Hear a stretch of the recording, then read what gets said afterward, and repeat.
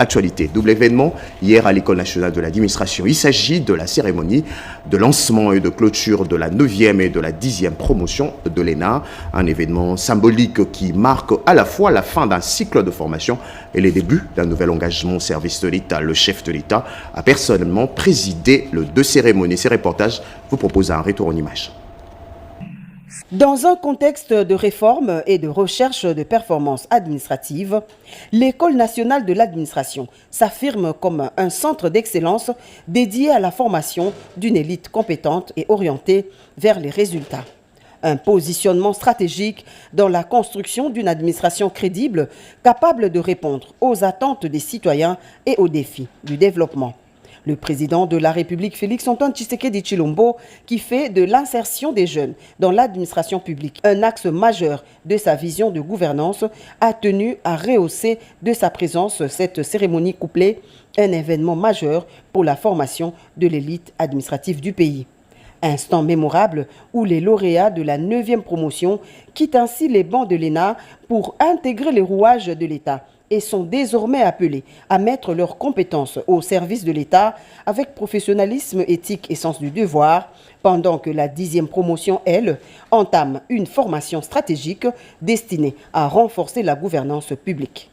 Pour Jean-Pierre Liaou, vice-premier ministre, ministre en charge de la fonction publique, modernisation de l'administration et innovation des services publics, 10 ans de l'ENA et la double cérémonie de ce jour consacre le parcours des récipiendaires qui, après plusieurs mois de formation rigoureuse et d'apprentissage intensif, sont appelés désormais à perpétuer l'excellence au sein de l'administration publique. L'ENA est plus qu'une école. Elle est devenue une promesse républicaine. Elle est le chemin de celles et ceux qui, hier, n'avaient aucune chance d'accéder à la haute fonction publique. Elle est la voie par laquelle des fils et des filles de milieux modestes, les sans carnet d'adresse, retrouvent le droit de concourir, le droit d'espérer, le droit d'entrer dans l'administration publique et servir l'État par leur seul mérite. L'ENA, c'est la voie des sans-voix. Dans son intervention, le directeur général de l'ENA, Tombola Mouké, a rappelé la mission fondamentale de cette institution, à savoir former une élite administrative capable d'accompagner les réformes et le développement du pays. Les 842 administrateurs civils venus des 26 provinces de la RDC, formés pendant les 10 ans de l'existence de l'ENA, ne jurent que sur un seul credo inviolable, servir l'État mieux qu'avant. Le président de la République, Félix-Antoine Tshisekedi Tshilombo, encourage une politique orientée vers l'intégration effective des jeunes dans les structures de l'État afin de renforcer l'efficacité de l'action gouvernementale. Au lauréat de la 9e promotion, placé sous le nom de Mamadou Ndala, le chef de l'État les exhorte à la hauteur. Chers énarques de la 9e promotion, vous avez fait un choix hautement symbolique. Vous avez placé votre promotion sous le nom du général Mamadou Ndala. Ce nom n'est pas un simple emblème, c'est un héritage, bien plus une responsabilité. Porter ce nom, c'est de vous obliger à la hauteur d'intégrité, hauteur de discipline, hauteur de courage. Si le général Mamadou Ndala est tombé sur le champ de bataille pour la défense de l'intégrité territoriale, votre champ de bataille à vous sera celui de l'administration publique. Vous devrez combattre la corruption, l'inefficacité, l'arbitraire et le mépris de l'usager. Je répète, vous devrez combattre la corruption, l'inefficacité, l'arbitraire et le mépris de l'usager. Souvenez-vous toujours, l'État n'est pas une mangeoire. L'État est un sanctuaire et vous en êtes désormais en toute conscience les gardiens. Un autre temps fort du jour, la remise des diplômes aux lauréats de la 9e promotion qui reçoivent le précieux document symbolisant la validation de leur travail. Un signal fort de redressement financier dans le secteur pétrolier congolais enregistré. Le comité de suivi de prix de produits pétroliers s'est réuni hier, mardi 10 février 2026 à Kinshasa sur invitation du vice-premier ministre de l'économie nationale. La présidence du secrétaire général à l'économie. Au cours de cette session de travail, le comité a procédé à la certification de pertes et manques à gagner de la zone ouest pour le 4e trimestre 2025, couvrant la période du 1er octobre au 31 décembre 2025. Les autres détails avec Rodé Panda. Au cours de cette session de travail consacrée au secteur pétrolier, le comité de suivi des prix pétroliers CSPPP a procédé à la certification des pertes et manques à gagner PMAG de la zone ouest pour le 4e trimestre 2025, couvrant la période du 1er octobre au 31 décembre 2025. Cette certification a permis d'établir pour la dite période un gain de 22 311 802,43 $ américains en faveur de l'État congolais. Les résultats enregistrés constituent un tournant majeur dans la gestion des pertes et manques à gagner avec une forte valeur symbolique pour une sortie progressive de ce long cycle des manques à gagner au profit d'une dynamique désormais génératrice de gains. Les gains certifiés au 4e trimestre 2025 résultent notamment de l'évolution favorable de plusieurs paramètres structurants, parmi lesquels les prix moyens frontières commerciales, le volume certifié par le ministère des Hydrocarbures, ainsi que le taux d'échange officiel publié par la Banque centrale du Congo, ce qui rentre dans la vision du président de la République et la Première ministre pour évoluer dans un environnement assaini. À l'issue de ces travaux, le vice-premier ministre, ministre de l'économie nationale, Daniel Moukoko Samba, se félicite des résultats obtenus tout en soulignant que le secteur pétrolier évolue désormais vers un mode de gestion plus autonome depuis près de 2 ans avec l'accompagnement du système bancaire sans recours au financement du trésor public. Il a rappelé que la volonté du gouvernement est de se rapprocher progressivement de la vérité des prix tout en préservant le pouvoir d'achat des consommateurs. Il va faire des problèmes des opérateurs nationaux son affaire, estimant que si le secteur se porte bien, il est nécessaire que ceux qui participent se portent aussi bien. 2016, le secteur pétrolier est désormais sorti de la logique des pertes et manques à gagner. Joseph Mankondo, président du comité professionnel des pétroliers nationaux CPPN, précise. Je pense que ce que nous sommes en train de vivre avec le VPM à l'économie nationale, le professeur Daniel Moukoko Samba, on n'a jamais vécu ça dans le secteur des hydrocarbures. On a toujours eu un problème très sérieux, celui des paiements de pertes et manques à gagner. On s'est chamaillé avec les membres des gouvernements passés. On était tout le temps au ministère des Finances pour aller réclamer notre argent. Mais cette fois-ci, les finances dorment en paix, l'économie prend en charge les pétroliers nationaux. Nous sommes très satisfaits. C'est donc un signal fort de redressement financier que vient d'enregistrer le secteur pétrolier congolais avec la certification au 4e trimestre.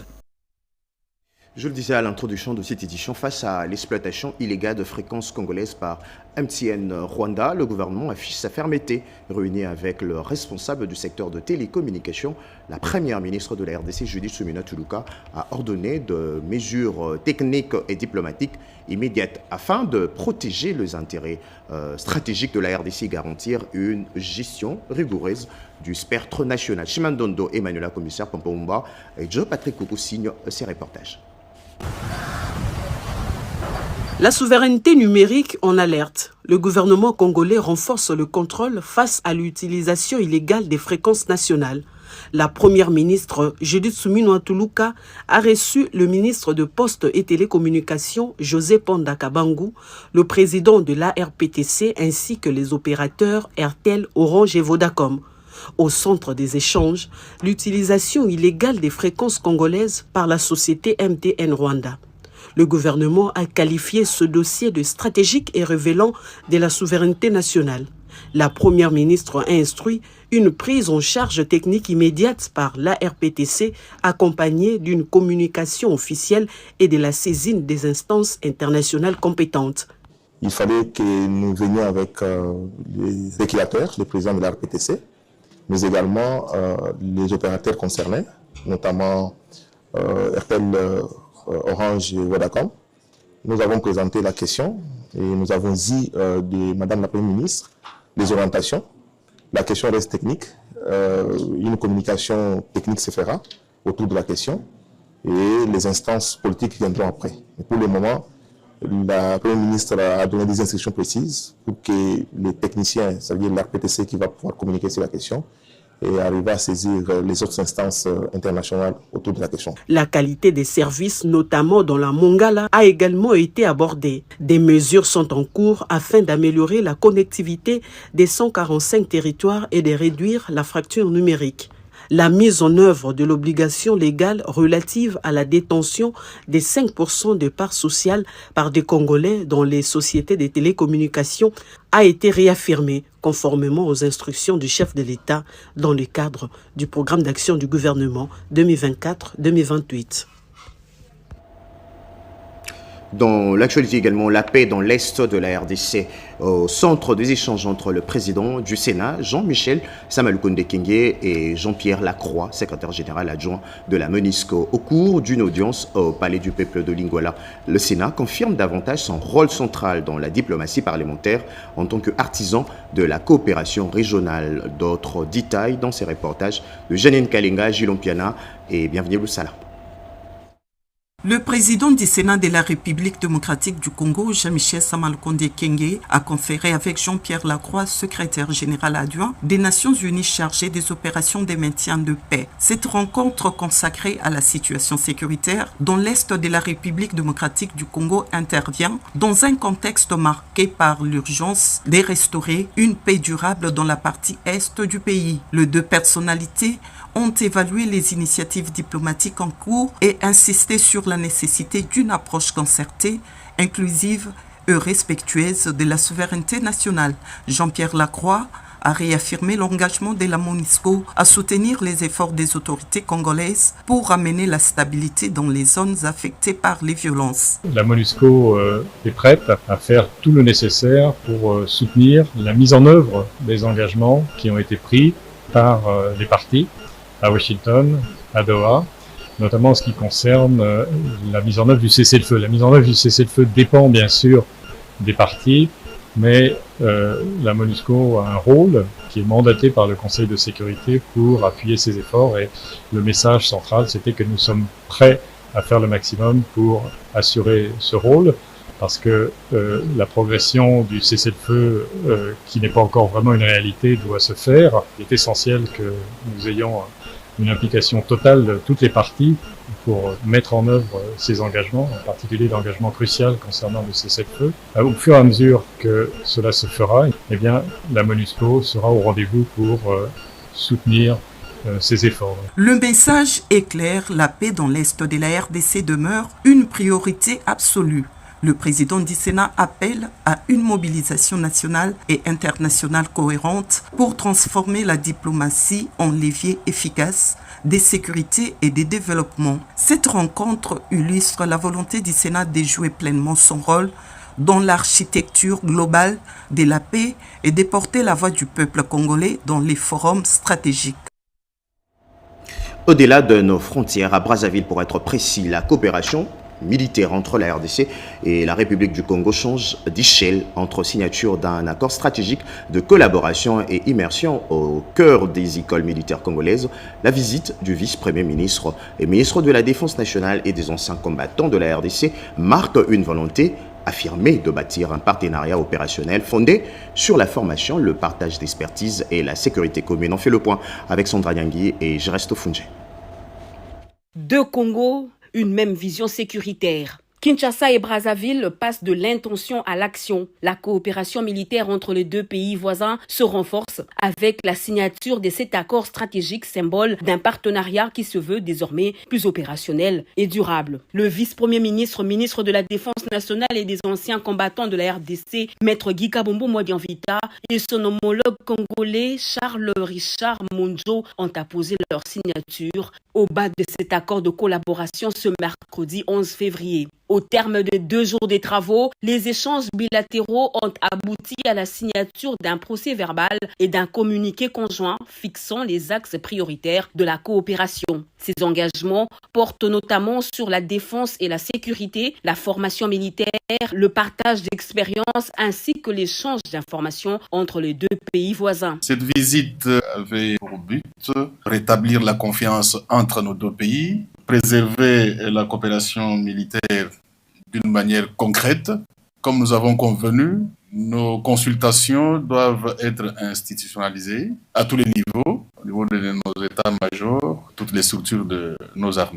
De son côté, le ministre de la Défense de la République du Congo a souligné la qualité des échanges, estimant que cet accord marque le début d'une collaboration durable et structurée entre Kinshasa et Brazzaville. Dans le cadre de cette visite officielle, Maître Guy Kabombo Modianvita a également poursuivi son itinérance à Brazzaville par la visite de plusieurs écoles militaires des forces armées congolaises, notamment l'Académie militaire Marien Ngouabi et l'école militaire de préparation générale Leclerc. Une visite stratégique qui s'inscrit dans une dynamique de rapprochement opérationnel visant à consolider la confiance, à sécuriser les frontières communes et à renforcer la coopération militaire entre les 2 États. Dans un autre registre, Washington et Kinshasa renforcent leur coopération judiciaire.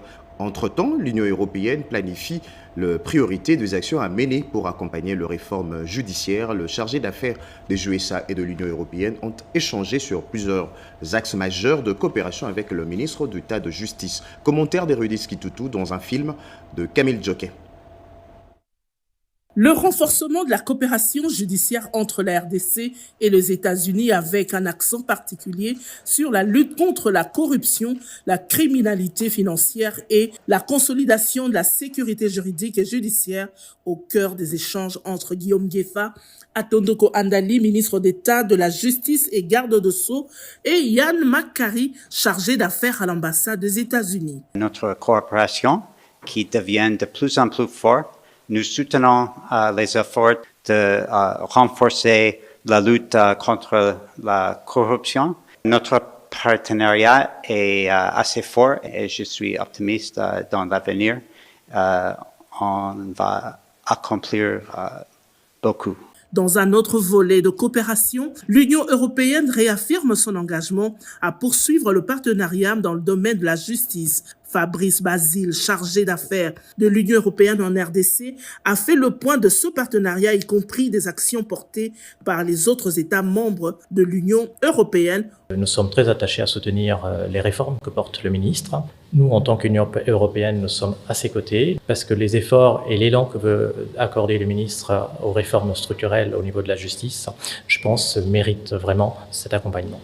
Tous ces échanges marquent une étape importante dans la planification stratégique des actions dans le cadre des réformes engagées par le ministre d'État, ministre de la Justice et garde de Sceaux.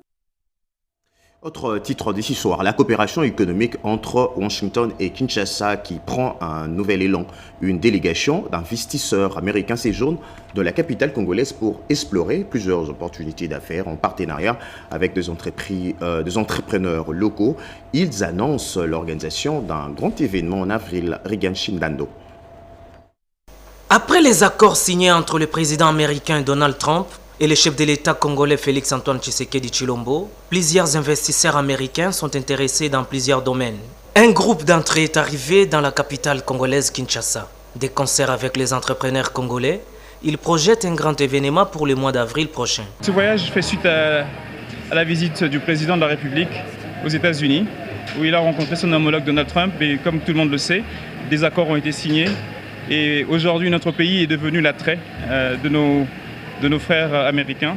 Et nos amis qui sont ici sont là pour un très très grand projet qui sera annoncé dans les prochaines heures, dans les prochains jours, sous la bénédiction du président Tshisekedi et avec les partenaires privés. Les raisons pour lesquelles ils sont là seront annoncées dans quelques jours. Cette firme américaine est implantée dans plus ou moins 63 pays à travers le monde.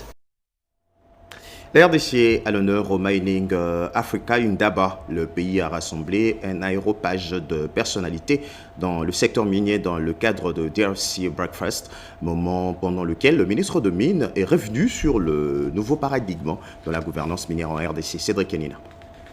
À Cape Town, en Afrique du Sud, la République démocratique du Congo marque les esprits à Mining Indaba 2026. Ce 11 février 2026, la RDC organise le DRC Breakfast autour d'un thème stratégique, chaîne de valeur mondiale, l'argument économique en faveur des investissements en amont et en aval en RDC. Un message clair, la RDC ne veut plus seulement extraire, elle veut transformer. Devant parlementaires, diplomates et investisseurs, le ministre des Mines, Louis Atumkabamba, expose la nouvelle vision du gouvernement. Transformer localement davantage des ressources minières, faire des richesses naturelles un levier de paix et de prospérité et positionner la RDC comme acteur industriel stratégique de la transition énergétique mondiale. Sous l'impulsion du président Félix Antoine Tshisekedi Tshilombo et la coordination de la première ministre Judith Suminwa Tuluka, le pays amorce un tournant décisif qui est celui de passer de l'exportation brute à la création de valeurs locales, développer les chaînes de valeur des batteries, industrialiser les minerais critiques, structurer durablement l'exploitation artisanale, sécurité juridique renforcée, standards ESG alignés aux normes internationales, lutter contre la fraude. La RDC consolide un environnement d'investissement transparent, compétitif et prévisible. La République démocratique du Congo affirme son ambition de devenir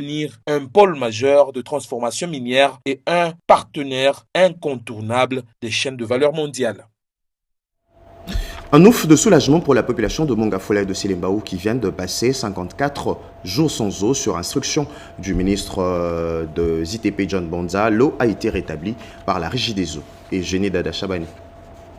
Il y a rétablissement de la desserte en eau potable par l'usine de pompage de la Régie des eaux dans les communes de Selembao et de Mongafula. Et ce, après 50 jours d'interruption de fourniture d'eau potable suite à l'érosion occasionnée par les pluies diluviennes qui se sont abattues à Kinshasa et qui ont mis à nu les tuyaux de la Régie des eaux, empêchant cette entreprise de pomper l'eau pour éviter la rupture du tuyau qui peut provoquer des dégâts matériels considérables. Et aujourd'hui, après 54 jours, les travaux ont très bien avancé et que la Régie des eaux a lancé la distribution en eau potable. Sur instruction du ministre des Infrastructures et Travaux publics, John Banzalunda, les travaux étaient effectués en urgence. À la fin de ces travaux, le ministre John Banzalunda est allé sur ces sites pour faire les constats accompagné du DG de la Régie des eaux, les rétablissements d'eau dans les robinets. Avec l'implication du gouvernement, le support exceptionnel du ministère des Infrastructures et des Travaux publics, aujourd'hui l'érosion a été endiguée et toute la conduite de la Régie des eaux est totalement ensevelie. Donc nous avons le support qu'il faut pour maintenir la pression dans la tuyauterie et nous avons donc repris le service. Des communes de Selembao et de Mongafula est un ouf de soulagement pour la population. Et puis c'est SOS lancé par le député national Didier Mbouyi Mundela aux autorités de l'Office de voirie et drainage. L'avenue Cocotier dans la commune de la Gombe est menacée par les eaux déversées par des chantiers en construction. Eh bien, ça demande à l'OVD lancer le travaux de curage pour protéger la chaussée. Robert Ndaye et Turbo Chimanga. L'avenue Cocotier dans la commune de la Gombe est confrontée à une situation alarmante. Les habitants de ces coins expriment leur désespoir face au déversement des eaux qui détériorent la chaussée pourtant réhabilitée il y a quelques mois. Des eaux stagnantes s'accumulent, menaçant la santé des habitants et l'environnement, rendant la circulation difficile. Les habitants de ces coins se plaignent de l'odeur nauséabonde qui émane des fossés inondés, infestés d'insectes. La population réclame de réparations urgentes et la mise en place d'un système de drainage efficace pour évacuer des eaux et éviter de dégâts aux futures pluies diluviennes. Nous appelons les autorités de la capitale à agir très vite. Il y a des chantiers en construction ici qui menacent notre sécurité. De l'autre côté, ils ont mis les tuyaux sur la chaussée, les caniveaux sont bouchés et ces caniveaux refoulent l'eau. Voilà pourquoi l'eau stagnante dérange la circulation sur ces coins. Nous invitons les autorités de la ville à agir très vite pour sécuriser cette chaussée pourtant réhabilitée.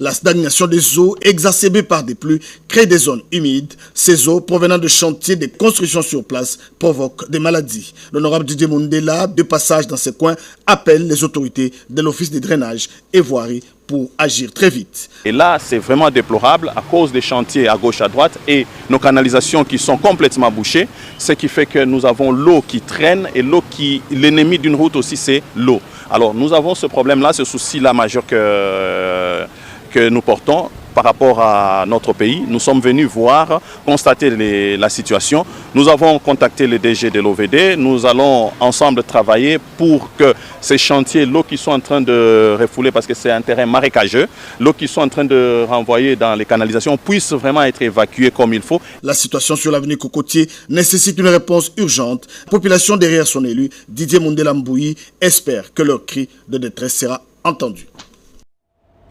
2 câbles moyenne tension ont été sectionnés au niveau du pont Gabu. Plusieurs quartiers sont privés de l'électricité. Des entreprises étrangères qui exécutent les travaux de la voirie n'ont pas associé le service technique de la SNEL SA. La SNEL SA, par le truchement de son directeur de distribution de Kinshasa, Zéphirin Kazadi, qualifie cet acte de destruction méchante. Et Vêtements Koutima et Edith Chala. Un autre coup dur frappe les réseaux électriques de la Société nationale d'électricité SNEL SA à Kinshasa, après les sectionnements des 7 feeders au boulevard Sendwe par une entreprise chinoise. Un incident similaire vient de se produire au niveau du pont Kabu, dans la commune de Kinshasa. Des câbles moyenne tension ont été sectionnés par une autre société étrangère en plein travaux. Conséquence, plusieurs quartiers plongés dans le noir.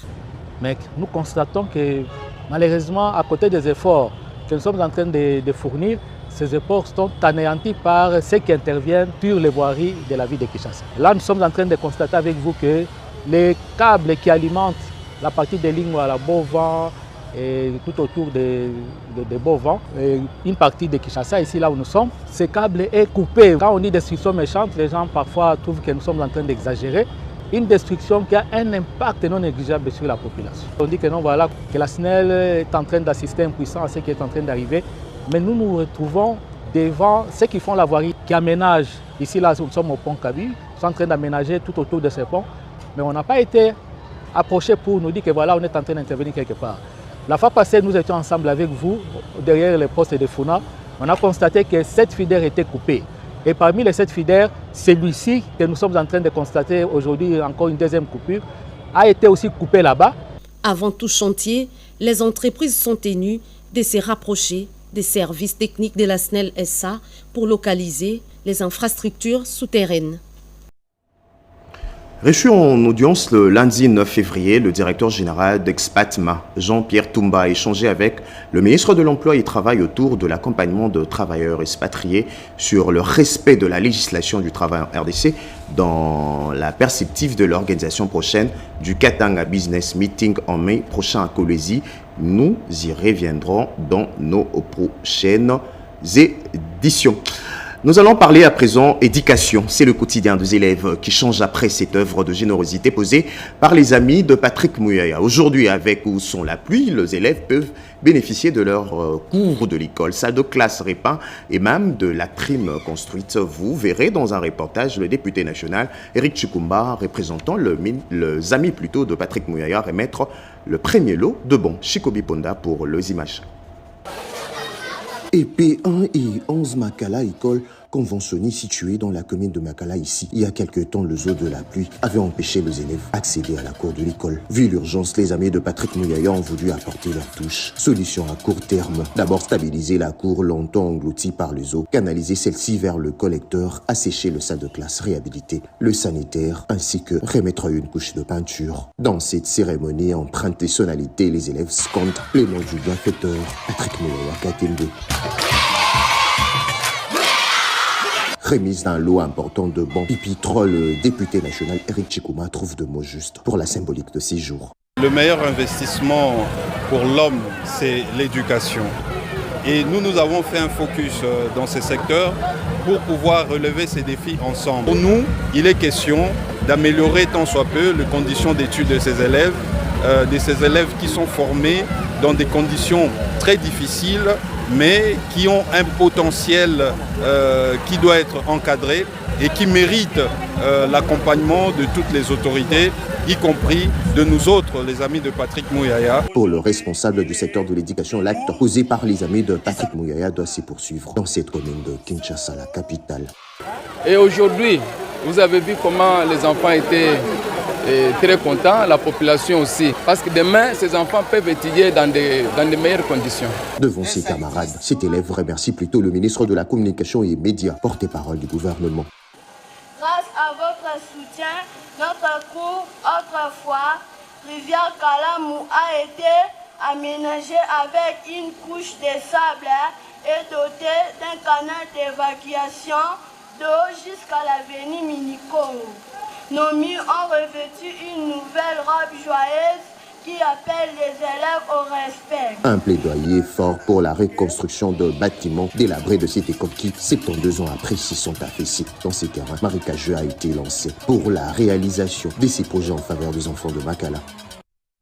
Un café littéraire a été organisé hier à Kinshasa. Cet événement majeur célébrant la littérature et la pensée congolaise a permis au sénateur Christian Kunda Mutoki de soutenir le secteur de l'éducation dans la province du Haut-Katanga. Images et commentaires. Mardi 10 février 2026, le café littéraire vibrait au rythme de mots et des idées. L'écrivain, professeur et sénateur Christian Kunda Mutoki était l'invité de marque du cercle de réflexion littéraire des élèves du complexe scolaire Galaxy et de l'Institut technique Archimède. Et cette rencontre a mis en lumière la littérature comme espace de transmission, d'exigence et d'espoir. L'entrée solennelle de l'auteur a donné les tons à une matinée dédiée au respect de livres et de la pensée intellectuelle. Après quelques mots introductifs du préfet et repris par certains professeurs de français, la parole a été donnée aux véritables vedettes de l'événement.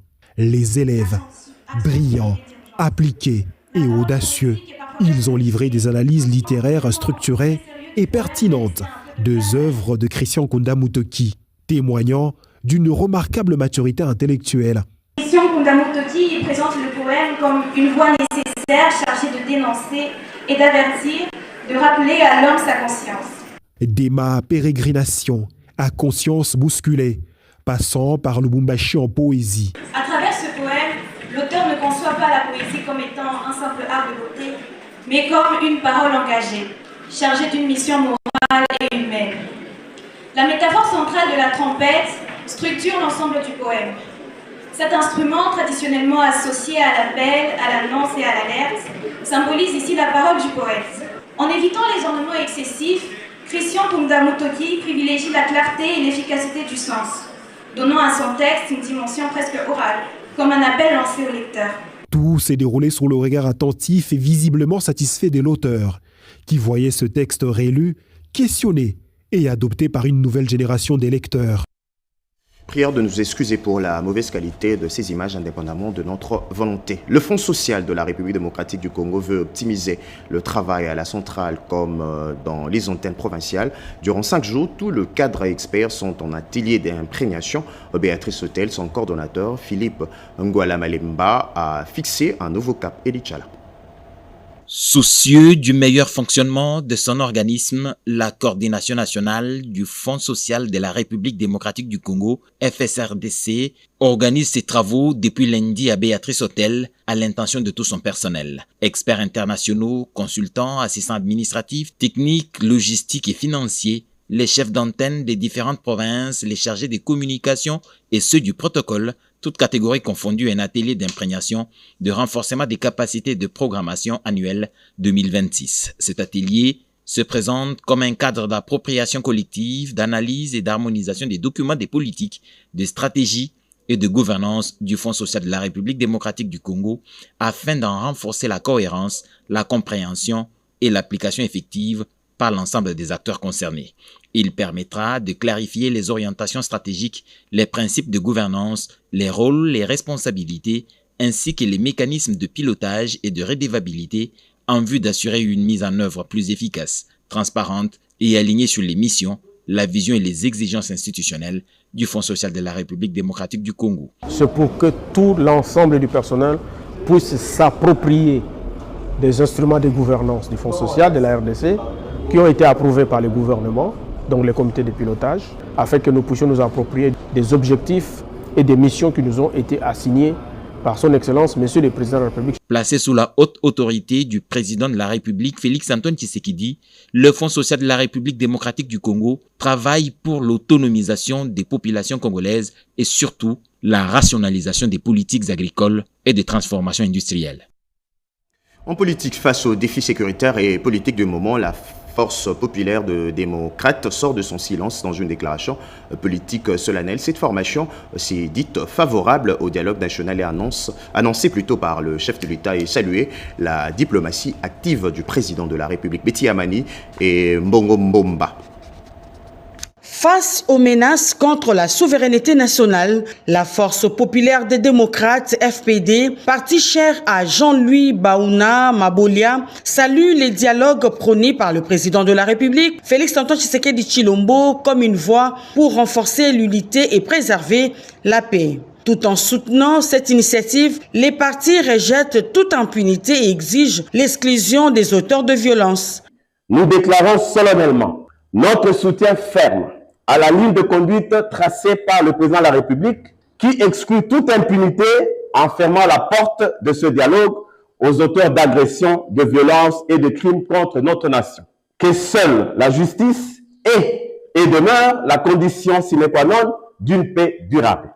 Notre adhésion à la vision selon laquelle l'unité nationale doit se construire sur la vérité, la responsabilité et le respect des institutions. La FPD réaffirme son engagement total et sans faille à accompagner le président de la République, son Excellence Félix-Antoine Tshisekedi Tshilombo, dans la matérialisation de ce processus de dialogue interne. Pour contribuer à cette grande messe de l'unité et du sursaut patriotique, FPD est prête à mettre à la disposition de la nation son expertise, sa capacité de mobilisation et sa ferveur militante. Dans un appel vibrant, cette formation politique invite la majorité, l'opposition constructive et toutes les forces vives à rejoindre cet élan d'unité nationale. Et puis ces titres avant de nous quitter, le projet Talent Pluriel vient de présenter ses résultats après 4 ans d'investigation à Kinshasa, Lubumbashi et Bukavu. Vital Paga. En dépit de leurs conditions, les jeunes vulnérables peuvent contribuer grâce à leurs multiples talents au développement du pays. Talent Pluriel, un projet porté par Kiso International, un organisme spécialisé dans les questions de la jeunesse, vient de présenter les résultats de ces investigations menées pendant 4 ans à Kinshasa, Lubumbashi et Bukavu devant les partenaires et autorités. Nous avons atteint vraiment nos indicateurs assignés dans ce programme. Plus de 4500 jeunes ont été accompagnés, touchés pour la sensibilisation sur le veille entrepreneurial et aussi sur l'écriture de CV, lettres de motivation. Plus de 640 jeunes ont été aussi formés, accompagnés et formaliser leurs entreprises et aujourd'hui ils ont les documents légaux pour leurs entreprises. Plus de 330 jeunes ont été touchés pour les accompagner afin d'obtenir leur premier emploi sous forme de stage professionnel. Les bénéficiaires du projet expriment leur gratitude. Grâce à ce projet, j'ai eu à découvrir ce qui était caché en moi. J'ai eu encore plus à propulser mon entreprise, d'autant plus sur du côté financier, tout ce qui est social. C'est un projet vraiment qui doit continuer pour moi. Né du constat sur les inégalités, la marginalisation de jeunes vulnérables qui peinent à matérialiser leurs ambitions entrepreneuriales, Talent Pluriel a le mérite de stimuler cette catégorie de population et inspirer les autres organismes à la soutenir. Merci à Angèle Landou Mabiala pour avoir coordonné cette édition réalisée par Ramadan Boukierode Panda, assisté de Jérémy Mawassa, Eli Toumba et Ruben Kumbu Peshomubenga pour la supervision. L'actualité reste en continu en français en Lingala, en Swahili, en Chilou, en Kikongo, sur la RTNC, la RTNC.cd. À très bientôt.